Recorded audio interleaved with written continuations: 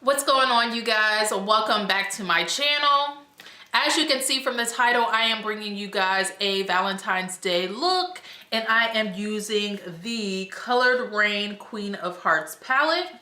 This video will be the first video of my February series. I am going to be using as many Black-owned brands as possible during the month of February, which is Black History Month. So if you guys have any other suggestions as to other brands, be it major or indie, please leave your suggestions down in the comment section below. So if you guys want to see how I created this look using this beautiful palette, make sure that you continue to stay tuned, and I hope that you guys enjoy.